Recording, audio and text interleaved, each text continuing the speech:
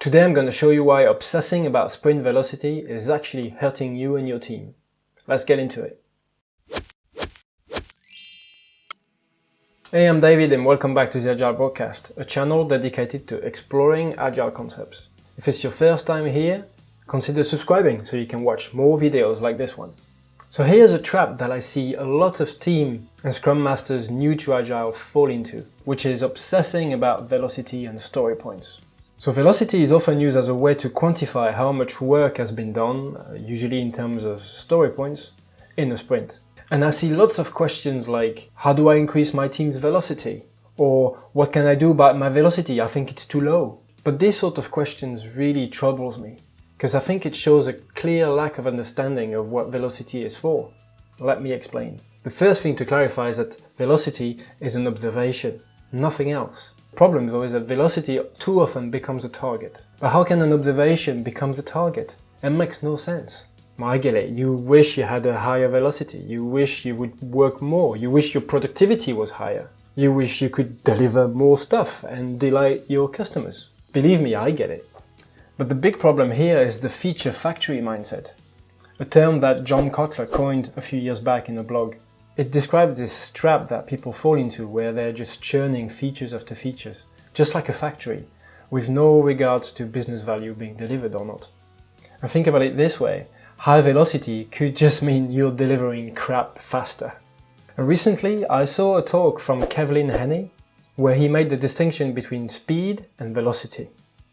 And if you remember your physics lessons from school, you'll know that velocity is not just a number, it's actually a vector. So if you go from A to B, then velocity is actually the speed plus the direction. So think about that for a moment.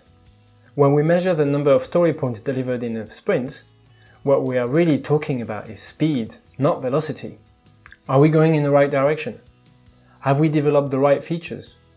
This sense of direction is often completely missing from the discussions. Now this is something most teams can definitely improve on. I've got a few tips on how to do this during your sprint reviews in another video. I'll give you the link at the end. By the way, if you like this video, give it a thumbs up. And if you're new to the channel, consider subscribing so you can watch more videos like this one in the future. Oh, and make sure you hit that bell notification icon so you get notified when a new video is out. Another thing that Kevlin shared in his talk is about the PDCA cycle. It's basically a popular model for continuous improvement, and it goes like this. First you plan, then you do, check, act, and here the cycle goes. Although there is an earlier version that replaced the word check with the word study. And Kevlin made the point that he prefers that term, that older version. And Kevlin made the point that he prefers this older version because the word check implies something quick, something you do just to confirm that everything's fine.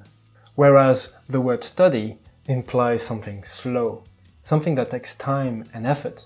So imagine you've just finished the sprint, you're about to go into the sprint review, and this obsession about velocity, or speed I should say, makes you think, quick, let's have a meeting and let's make sure the product owners and the stakeholders are happy about this, so we can move on, so we can start the next sprint straight away.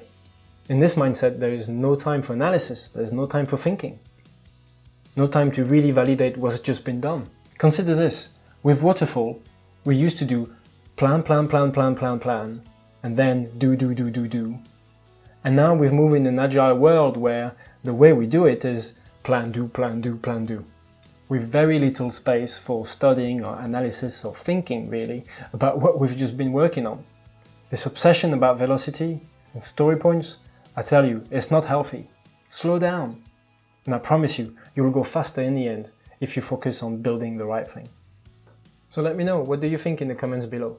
But most importantly, go and watch the video on your screen now. This will give you all the tips you need to improve your sprint reviews and to create that space that you need for slowing down, analyzing and making sense of what's been going on and truly become agile.